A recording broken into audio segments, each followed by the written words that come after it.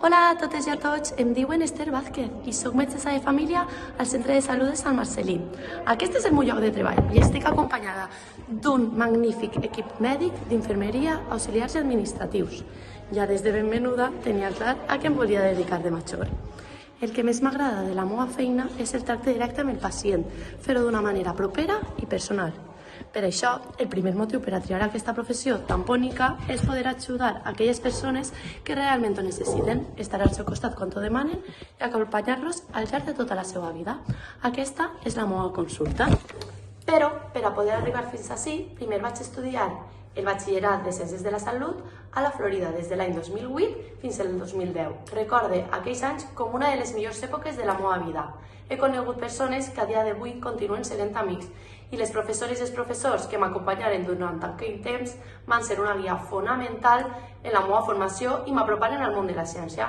Vos deixo també per ací algunes de les fotos d'aquell temps en què feien pràctiques als laboratoris, sense saber que en un futur aquest anava a ser l'entorn de treball d'algunes de nosaltres.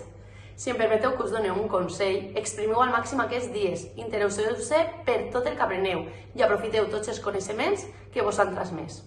Ja per acabar, us vull mostrar aquesta imatge. És una eina inventada al 1800 i que s'utilitza a dia d'avui també molt a les consultes. Sabeu el que és? Efectivament, és un estetoscopi o un fonendoscopi, com s'anomena actualment.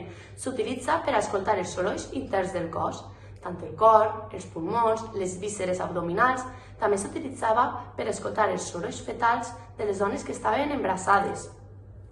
Després d'aquest vídeo i els que han realitzat les meves companyes, espero que tingueu una porta oberta al món de la ciència i en aquest camp concret a la ciència de la salut i al tracte amb els pacients, que és una branca fonamental al nostre sistema sanitari i de benestar. Espero que us hagi agradat. Adeu a tots!